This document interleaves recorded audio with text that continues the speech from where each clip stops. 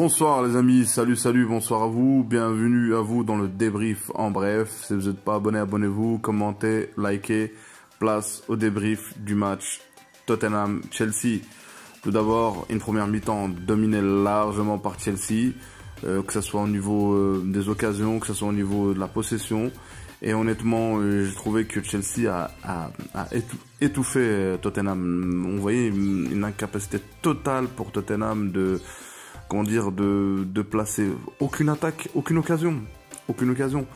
Et j'ai aimé aussi, je trouve qu'on voit bien la patte de Tuchel concernant les latéraux, on voit que ça soit aussi Odegaard et Azpilicueta qui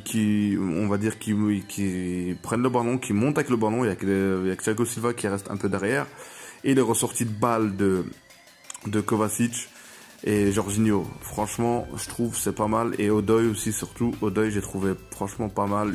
À chaque fois il changeait un coup à gauche, un coup à droite, et permettait beaucoup. Donc le moins on vu, mais c'est la personne qui a ramené le penalty, c'est Werner. Voilà, c'est un penalty. Voilà, je sais pas ce qu'il a voulu faire le joueur Tottenham là. Franchement, je comprends pas. Ce défenseur, ce qu'il a voulu faire, penalty. Et donc voilà, que dire Tottenham, tout simplement, on va à mi-temps voir Son aussi loin. Et pour vous dire pourquoi il y a cette équipe, le fait de perdre Harry Kane, c'est beaucoup. Parce que Son et Harry Kane, c'est 24 buts. 24 buts à eux. Le reste, c'est distribué entre toute l'équipe. Donc Harry Kane, on voit bien que t'as perdu plus qu'un joueur. Donc ça va être difficile. On connaît la tactique de Mourinho, c'est défendre et de monter le ballon en contre et le toucher le moins possible en 2-3 passes. Mais là, il n'y a rien. Donc ça va être difficile. Les amis, place à la deuxième mi-temps. La deuxième mi-temps, on va dire Chelsea, pareil avec la possession. Tottenham, on va dire, il n'y a pas vraiment d'occasion. Mais sur les contre-attaques, logiquement Chelsea recule un peu. L'entrée de Lamela, je pense qu'elle fait beaucoup de bien pour Tottenham, mais on n'a pas vraiment d'occasion jusqu'au dernier quart d'heure. Avant ça, Chelsea pouvait mettre quelques buts, notamment celle de Mount. Ils ont eu des occasions, ils n'ont pas mis, notamment un bel arrêt de Lloris, mais au dernier quart d'heure, la frappe de Lamela et le premier arrêt de Mendy. Et on va dire, on peut reprocher à Mourinho de dire oui, pourquoi ces joueurs-là, ou Lucas Moura, ils sont rentrés plus tôt. Mais honnêtement, pour vous dire, avec cette équipe, il n'y a pas vraiment le choix, il n'y a pas vraiment Donc, logiquement, Chelsea recule. Donc, imaginons s'ils auraient mis en première mi-temps, qu'est-ce qu'on aurait pensé s'ils n'auraient rien fait.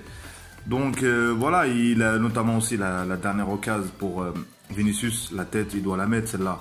Et c'est là, on va revenir à Harry Kane. Harry Kane, celle-là, il la met au fond. Il te manque ton buteur. Le buteur. Donc, ça veut dire, franchement, c'est grave ce qui se passe à Tottenham. Et je dirais aussi que c'est pas digne de Mourinho, on va dire, surtout la première mi-temps. Franchement, proposer une prestation aussi médiocre, franchement, il n'a pas le droit. Donc, c'est vraiment une défaite logique, et malgré qu'ils auraient pu mettre à la fin, ressortir à un partout. Donc, voilà. Il n'y a rien à dire. Tuchel confirme 2 victoires de suite. Un match nul le premier match. Honnêtement, voilà, et il a fait des choix. Notamment aussi, il a mis sur le banc Ziyech. Le dernier match, il a écarté. Là, il n'est même pas rentré sur le terrain. Et en tout cas, les joueurs qu'il a mis sur le terrain lui donnent satisfaction. On peut que dire félicitations pour les débuts de Tuchel. Donc les amis, merci d'avoir suivi le débrief. Abonnez-vous si vous n'êtes pas abonné, commentez, likez. Salut.